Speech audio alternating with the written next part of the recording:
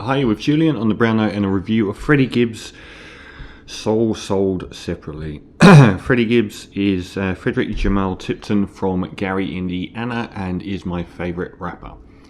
If you ask me which rapper would I be most excited to learn that a new album was coming out tomorrow, it would probably be joint between Pusha T and Freddie Gibbs, which denotes how much of an old head I am, given that both of these guys are in that hard edge, old school vein. They have nothing in common with Travis Scott or Playboi Carti or any of the, Instagram rappers. There's always this war in hip hop between the old and the new. For me, it's always a war between the good and the crap, and I loved the first two Playboi Carti albums, but a whole lot of Redwood's terrible. But a lot of the music that is adjacent to these people is terrible. And that's been the argument, you just like old head music, you don't. I do like new music, actually. As soon as Chief Keef came out, I was all over that. I featured that on my radio show from I Don't Like coming out in 2011 or whenever that was. So that's not true. Freddie, for me, he's got everything because he's so technically virtuistic. It's unbelievable. As good as anyone, flow-wise. Like as fast as he can go, as melodic as he can go. The poeticism, the humour.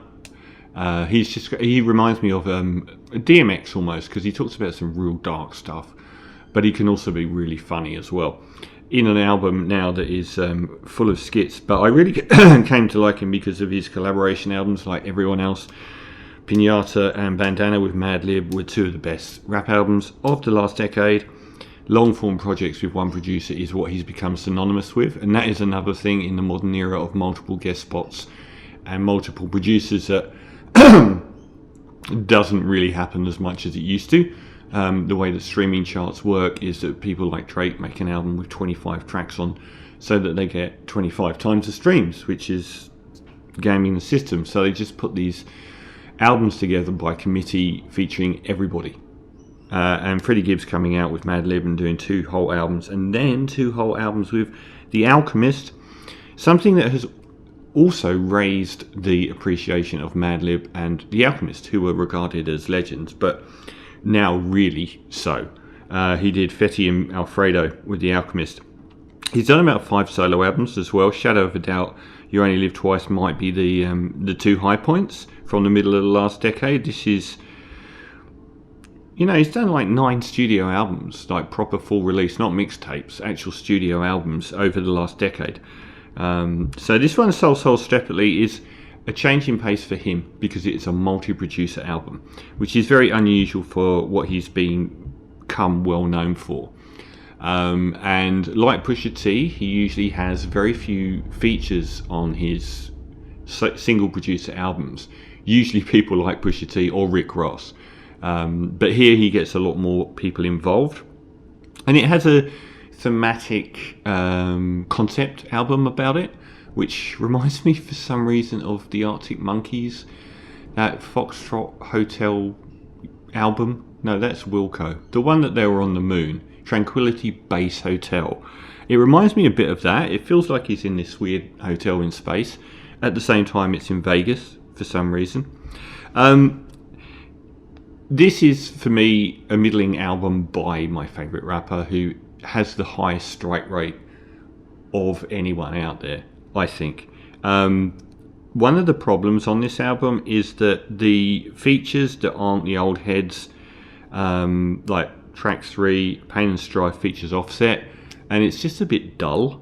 And the other thing is, people have praised this album for having lots and lots of different styles of hip hop from around America, but I wish they'd done that much more so.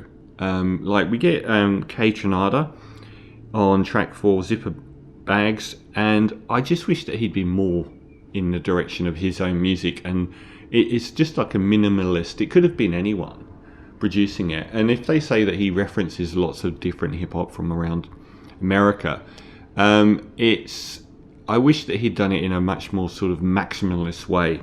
But his flow is peerless, and it's the thing that carries the album. His flow, like on Too Much, is unbelievable, but the track itself ends up being quite uninteresting. Moneybag doesn't end up being an interesting feature either.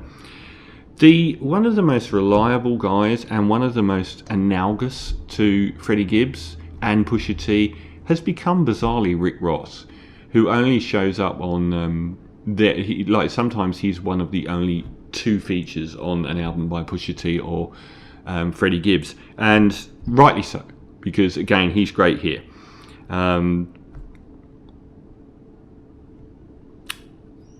The Lobster Omelette track that has Rick Ross on it, it immediately drops away from the silliness into much more dark, introspective and painful lyrics, which Freddie Gibbs is so good at. He can do all of this sort of goofy off about, you know, selling drugs or whatever, but then drop into some really painful personal stuff, and he does that almost like he's stepping up to Rick Ross being on that track. There's lots of skits on this album, and there's lots of mentions of rabbits, which I kind of like. I kind of like the whole space hotel rabbit fixation going on here. There's nice production on that Space Rabbit track. And I thought the skits are pretty funny. A lot of people complained about them being nonsensical. I thought they were amusing, like old school skits where they would just talk rubbish. Feel No Pain, definite highlight.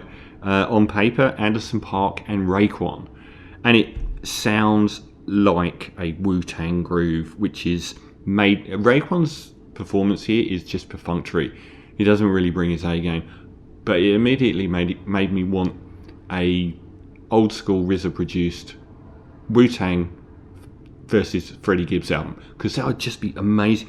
I just want a Freddie Gibbs album where he's got like Method Man and Ghostface Killer and everyone on it, because it would be so amazing.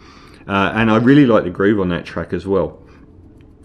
Joe Rogan turns up on with his Kevlar underwear, which I thought was pretty funny, on Rabbit Vision. But there's a few too many ordinary tracks on here. PYS and Rabbit Vision are both ordinary tracks in a row, and there's quite a few ordinary tracks on here. Dark Hearted with James Blake. James Blake's turned up a few times as a producer on hip hop records, and that's the best track on the album. Great production and superb performance. Again, dark, introspective lyrics. The flow is a masterclass. Freddie Gibbs has a masterclass flow. The speed, the dexterity, the nimbleness, it's just absolutely fantastic. And then after that high point, we actually get Pusha T on a track, Gold Rings, and again it's another superb track. And I think Pusha T's verse actually is probably the best guest verse on the whole album. He brings his A game. Absolutely top drawer stuff. So tracks like that are just amazing, but they're probably only 50% of the album. The next few play out aren't that interesting. Actually, the last one on the bonus track, Decoded, features another old head, Scarface, and that he's really good as well. He sounds animated and bringing, you know, he's up to it. Raekwon sort of glides through it, but Scarface sounds really quite animated, and it's a much better track than probably half the album. CIA before that actually is Madlib, so I think Madlib and The Alchemist both turn up for one track each, but everyone will be waiting for them to do a whole album project again. The other thing I really like about this is Freddie Gibbs is 40, and I think like at one stage dance music used to be really ageist because of the genre, because of where it was, and now you look at places like Ibiza in the big clubs and half of those DJs are like 55 because they haven't stopped playing. And rap was even worse. It was like turn them out if they're over 25. And there was always this thing that was okay, but now you see people like Pusha T and Freddie Gibbs being at the vanguard and being the age they are. I think that's awesome. I love the fact that Freddie Gibbs is right on point. One of the most interesting rappers out there, has a big profile but is still considered underground. This is probably one of his less interesting albums for me. I will play it a few times over and over until I get bored, but it doesn't compare to any of his probably 7 or 8 great albums from the last 10 years. So Soul Sold separately from Freddie Gibbs, I'm going to give a 7 out of 10.